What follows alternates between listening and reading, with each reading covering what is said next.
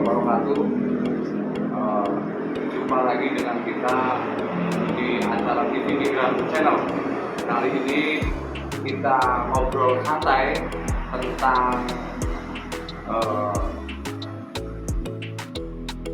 Purna TKI kita yang sekarang menggeluti dunia pertanian, khususnya tengkulak beras. Ya. Selamat siang, Mas Heri. Selamat sore, Mas Heri. Salah satu ex kerja migran kita yang dulu di Taiwan dan sekarang dia itu telah pulang ke tanah air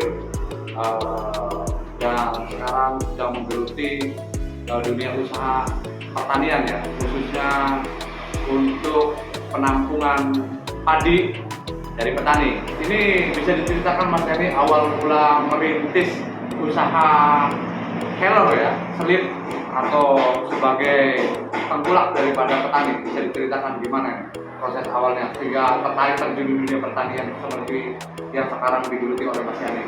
Ya, kaitannya masalah usaha itu harus kita ikhtiari, bahwa saya juga pernah sebagai pekerjaan, Ya. sama-sama pekerja, cuman namanya pekerjaan secara tidak langsung juga seakan abadi, mungkin ada terkenal. Mungkin kita itu harus menyikapi gimana caranya jadi pengusaha yang hebat, meskipun dalam sekarang itu masih belum ada titik-titik penonjolan usaha tersebut.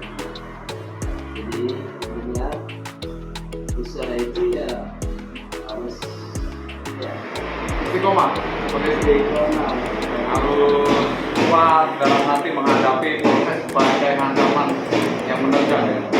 ya harus kita jalani juga sih, ya, karena di Indramayu ini kebanyakan petani sawah, jadi ya kita mencobanya seperti apa di dunia persawahan atau padi. Ya. Karena salah satu potensi dari Kabupaten Indramayu itu sendiri, yang pertama adalah lahan pertanian yang cukup luas, yang kedua adalah tinggi dari pantai seperti yang kemarin dikatakan oleh sebagai BPI.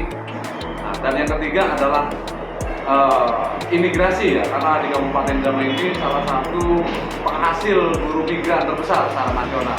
Nah, ini kembali ke Mas Yani ini yang dari seorang pekerja beralih istilahnya tiba-tiba masuk di wilayah pertanian. Itu proses awalnya bagaimana, Mas? Hubungan dengan petani apa dan sebagainya, mengenal karakter dunia baru seperti itu. Karena kita itu dulu pernah di dunia pekerjaannya di lapangan, ya, jadi sekiranya masalah cari padi, mencari apa, ya, beras saja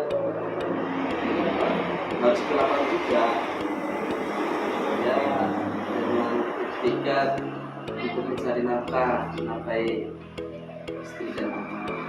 Nah, terkait dengan banyak keluhan-keluhan dari petani nih, Mas, karena Mas Yani kan hubungannya langsung dengan petani, karena istilahnya pengusaha heller atau istilah penampungan padi kan langsung berhubungan dengan petani, membeli hasil panen gabah petani. Ini kenapa timbul suatu pertanyaan, kenapa harga padi itu justru sebanding dengan harga pupuknya, sehingga dalam hal ini petani ini merasa dirugikan. Artinya secara penghasilan ini berat bebannya itu di pupuk seperti itu. Kenapa ya? Kalau masalah metode kayak semacam pengeluaran cara untuk bercocok tanam sawah, ya, itu mekanismenya kepada pemerintahan, antara Korea berdasar biasa kan tidak pernah ada subsidi. Masalah itu hanya kepada pemerintah. Enggak, maksudnya seperti apa Mas Yani melihat hal kayak gitu kondisi di lapangan? Iya.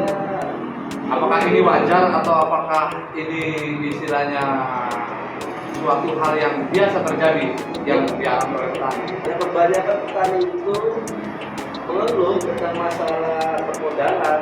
Modalnya besar, hasilnya dia semakin berkurang. Ya, kemungkinan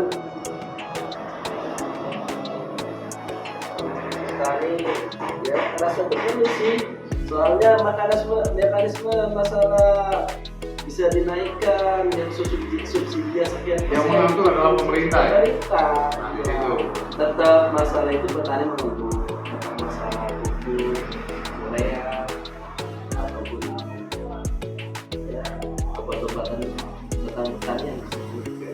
Nah, Kalau masalah ini sih kebanyakan perberasan sih mahal padinya aja, berasnya itu murah. murah. Murah. Nah, perbedaan kayak gitu naik turun itu sebenarnya yang mempengaruhi apa itu?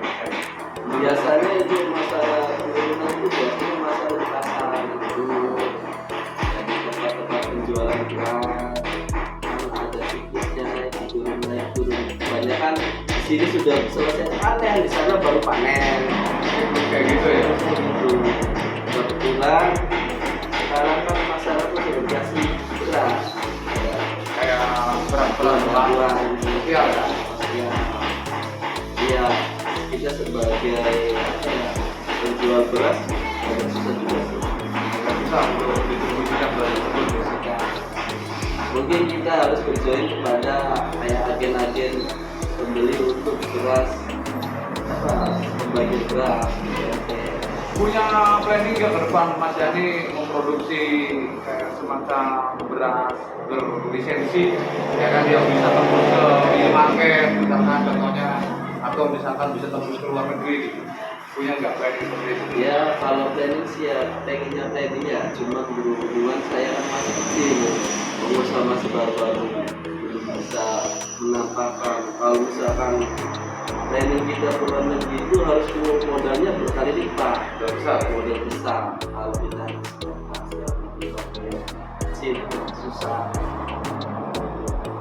Tapi setelah dirasakan menggeluti dunia usaha dagang beras ini, gimana perasaan yang dialami? Ya kita harus bersyukur saja. Kalau masalah rezeki itu ada yang ngatur.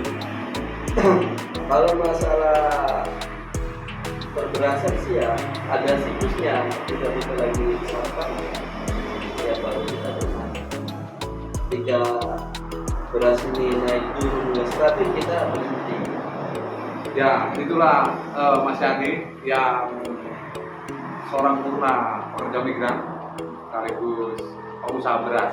Dia itu mempunyai filosofis ya kan, bahwa hidup itu yang penting waras, sugih beras, barangnya atas.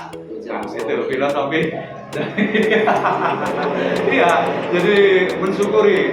Dia selalu mensyukuri dan mudah-mudahan Mas Yani. Jangan lupa yang terakhir kopi. Ya.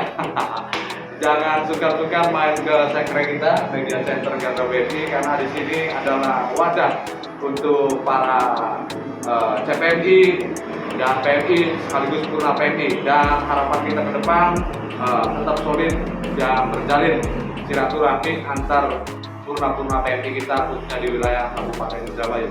Demikian dari kami, TV Migran Channel, salam pekerja migran Indonesia.